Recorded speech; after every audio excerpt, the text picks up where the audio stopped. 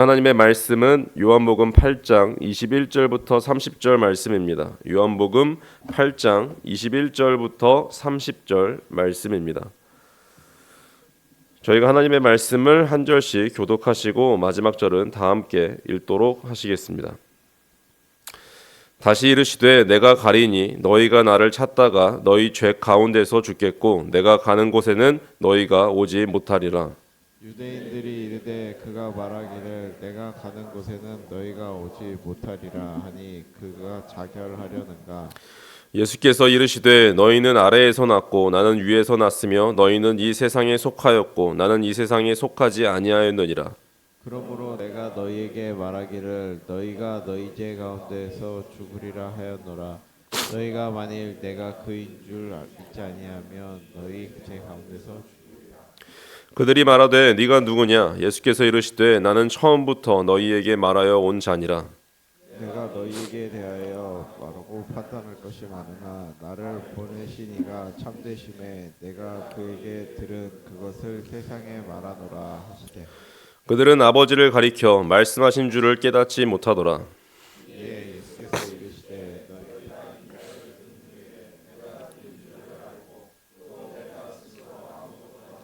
하고 오직 아버지께서 가르치신 대로 이것을 말할 줄로 알리라.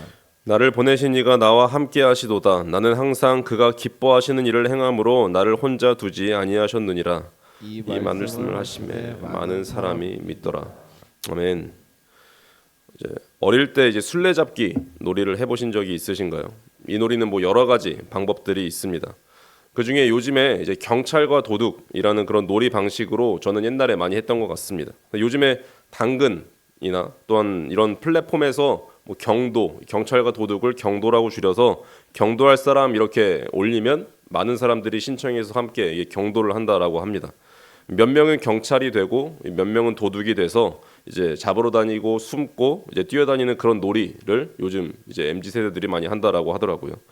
그러면서 이제 또 이제 초등학생들부터 이제 막 성인에 이르기까지 또 좀비 놀이라는 게 있습니다. 술래잡기의 일종인데 좀비는 이제 눈을 가리고 좁은 공간에서 이제 허우적거리면서 인간을 잡아먹으려는 이제 그런 놀이도 있습니다. 이런 것들을 이제 막 웃고 즐깁니다. 이제 왜 좀비 놀이가 엄청 심장이 쫄깃해지고 이제 눈 가리고 허우적거리는 그런 모습들을 보면서 이제 도파민도 터지는 이제 그런 놀이라고 해서 이제 인기가 좋습니다. 이렇게 술래잡기를 제가 이야기한 이유는 오늘 이제 본문을 보면서 또한 이제 요한복음을 우리가 살펴보면서 이 술래잡기 놀이가 계속 저는 생각이 났던 것 같습니다. 왜냐하면 이 유대인들을 보면 술래 같습니다.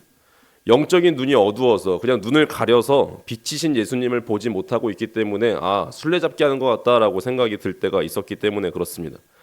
이제 유대인들이 듣고 있고 보고 있는 것 속에 하나님과 그 예수님의 존재, 우리 존재의 근본을 확인할 수 있는 진리가 그 예수님께 들어있는데도 불구하고 이것을 깨닫지 못하고 보고 있음에도 듣고 있음에도 계속 외면합니다.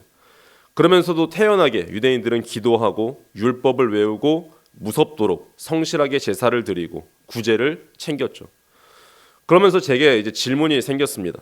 신앙이 생긴다는 것이 무엇일까? 라는 질문이 생겼어요. 신앙이 생긴다는 것은 뭐 종교 의식에 익숙해진다라는 그런 의미가 아니라는 사실은 다 잘 아실 겁니다. 신앙이 생긴다는 것은 깨닫는 일이고 눈이 열리는 일이죠. 마음으로 수용하는 일입니다.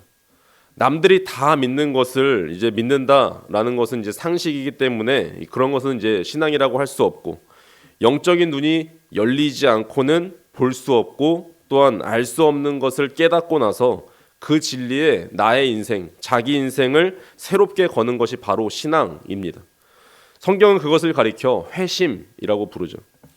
눈에 보이지 않는 그 실체, 하나님은 눈에 보이지 않기 때문에 눈에 보이지 않는 그 실체와 소통하는 법이 트이기 시작하고 감이 열리기 시작하고 또한 촉이 예민해지고 자기만의 신앙의 그 언어와 문법이 형성되는 것을 회심이라고 부릅니다. 세상에서 어떤 지위에 올랐고 무엇을 이룬 사람이든지 생명의 길을 모르고 헤매는 영적인 맹인이라면 불쌍한 인생일 뿐입니다. 이 술래잡기 놀이를 하면서 장난칠 때는 웃을 수 있지만 영적인 맹인들이 광대짓을 하는 것을 보고는 웃을 수 없죠. 그것은 현실이기 때문에 그렇습니다. 유대인들은 하나님의 존재를 믿었고 자신들이 피조물이라는 사실도 유대인들은 믿었습니다.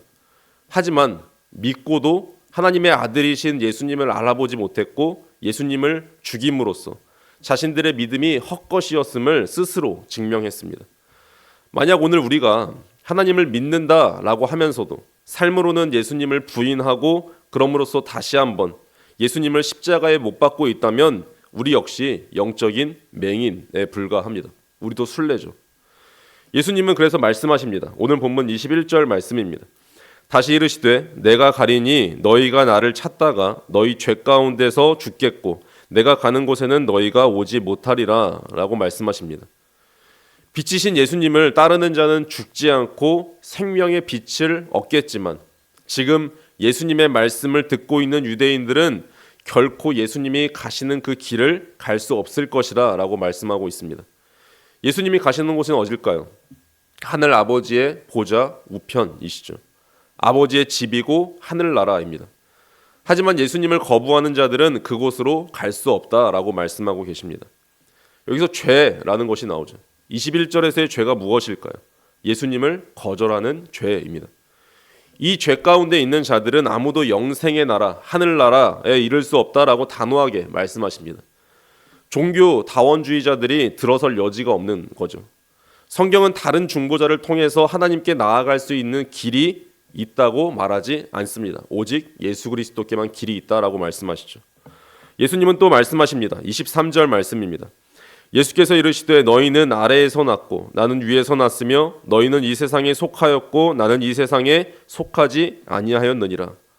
명확하게 말씀하십니다. 아래와 위, 이 세상과 하나님의 나라를 대조하십니다. 이것은 육과 영, 어둠과 빛, 그런 대조와 똑같습니다. 유대인들은 소속이 다르기 때문에 이해하지 못하고 있어요. 교회에 다니는 사람들이 세상 사람들과 전혀 다를 바 없이 살아가는 이유가 무엇인지 다 잘 아시죠. 오늘 말씀에 의하면 아직 영적인 소속을 바꾸지 않았기 때문에 그렇습니다. 우리의 몸만 예배당에 들어와 있을 뿐 영적인 소속은 세상이기 때문에 그렇습니다. 세속적인 가치관을 따라서 돈을 쓰고 자녀를 교육하고 사업을 하는 것은 다 그런 이유이기 때문에 그렇습니다.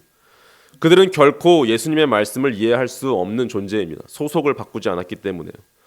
그렇다면 예수님이 가신다라는 것은, 유대인들은 오지 못한다라는 것은 무엇을 뜻할까요? 오늘 24절 말씀입니다.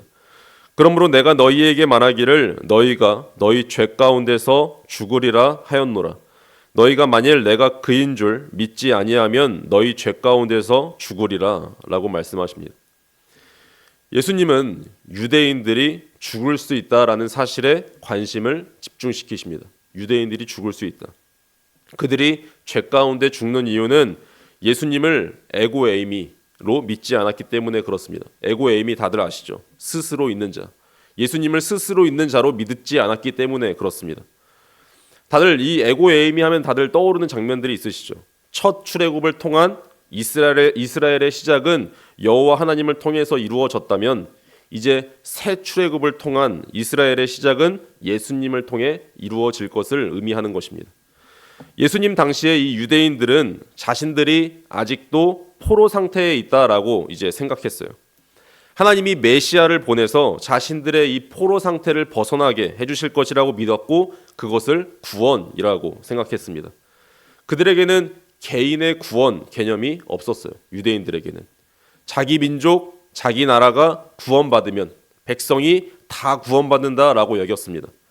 그들의 구원은 공동체적이었습니다. 그래서 내가 어떻게 살든지 말든지 별로 관심이 없었던 거죠. 그냥 우리의 민족, 우리의 나라가 구원이 받으면 나는 다 구원을 받을 거야 라고 생각했습니다. 그런 그들에게 예수님이 나 자신을 메시아, 그리스도라고 소개하신 것입니다. 메시아를 믿지 않으면 영원히 죽을 수밖에 없다라고 말씀하신 것이죠.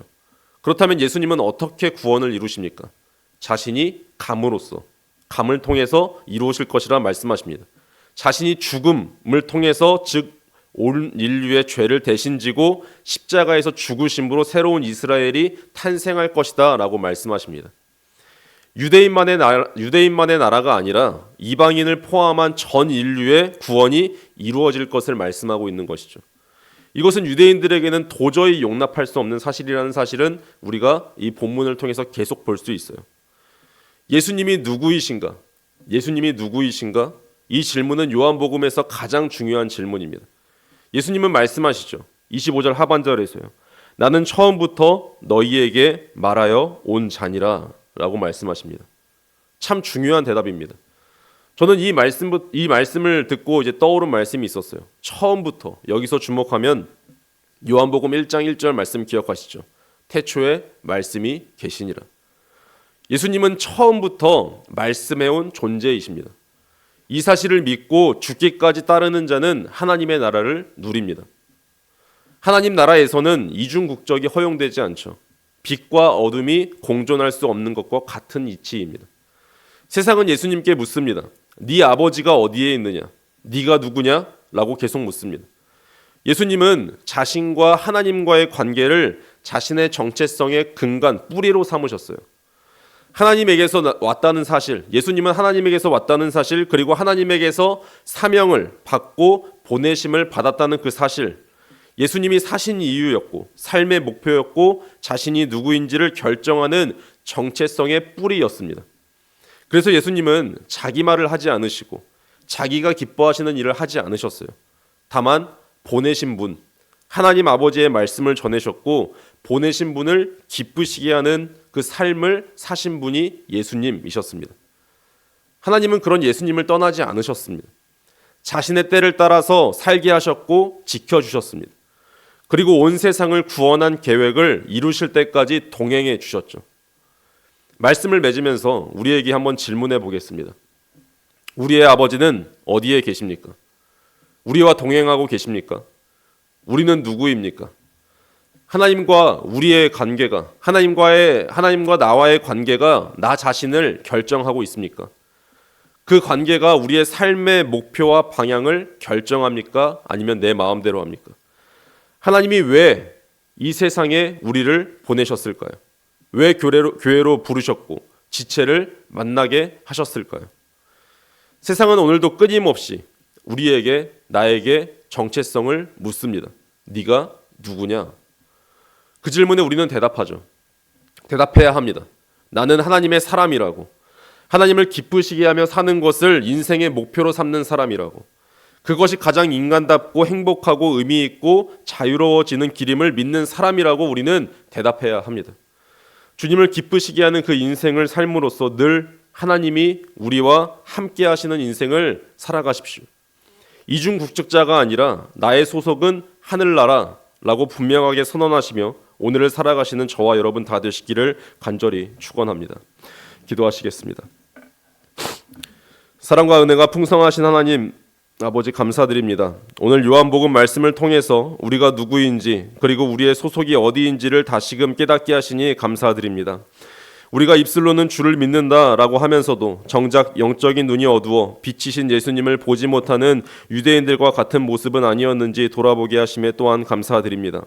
주님, 우리의 눈을 열어주셔서 예수님이 누구신지 온전히 깨닫게 하시고 세상의 방식이 아닌 영적인 진리에 우리의 인생을 새롭게 거는 참된 회심의 역사가 일어나게 하여 주옵소서. 우리는 아래에서 난 자가 아니라 위로부터 난 자이며 이 세상이 아닌 하나님 나라에 속한 자임을 잊지 않게 하여 주옵소서. 세상의 가치관을 따라 사는 이중국적자가 아니라 오직 하나님 나라의 시민권을 가진 자로서 주님이 기뻐하시는 일을 행하며 주님이 늘 함께 하시는 임마누엘의 복을 누리게 하여 주옵소서. 또한 치유와 회복을 위해 기도합니다. 육신의 질병과 마음의 상처로 고통받는 환우들을 불쌍히 여겨 주시옵소서. 생명의 빛이신 주님께서 그들의 삶에 찾아가 주셔서 모든 아픔을 깨끗게 하시고 강건하게 회복시켜 주시기를 간절히 간구합니다. 특별히 오늘 칠레 선교사님의 수술을 위해 정말 주님의 손에 맡겨드립니다. 집도하는 의료진의 손길을 붙들어 주셔서 수술의 모든 과정이 순조롭게 진행되게 하시고 수술 후 회복의 과정 가운데에도 주님의 평강과 치유의 광선이 함께하여 주시옵소서.